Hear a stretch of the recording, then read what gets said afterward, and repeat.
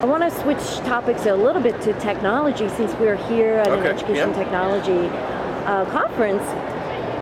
Do you think technology is a bit overwhelming? Can it be distracting or overwhelming? What do we need to keep in mind as we use the tools? I mean, the biggest reason why I think that's the case, why technology can be overwhelming, why it can be distracting, and why there are a lot of so-called problems associated with technology, is that technology evolves so quickly.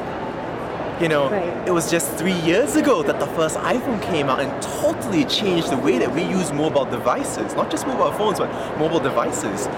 And when technology changes so quickly, a lot of people don't change as quickly. It really takes a while for our behavior to adapt. And so how do we manage? How do we manage? Or maybe how would you recommend even that one segment of the society, say schools or education leaders, how do they manage technology? How do they manage? How do they know how to make it their tools and not be so overwhelmed by all the new things coming out? I can give a student's perspective because I'm not familiar with how teachers and school administrators use technology.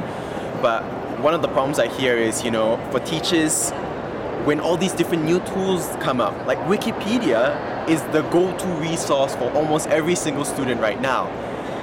It's free, and it's got this totally crazy notion of anyone can edit that. And for a school teacher or anyone from academia, that's a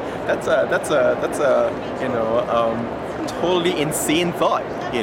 But it really produces great content. So what I'd say is, as I said before, listen to your students. See how they use it. Ask them to show you how they use technology. And one of the best ways to do that, other than just directly asking them, because that might be a bit weird, is that you can set up open-ended projects.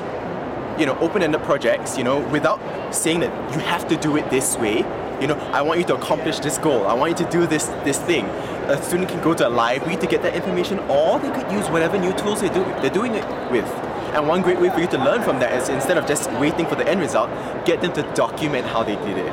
And that's really great, because then after that, that's the biggest learning for the teachers. When you see there's so many different ways that people put this together.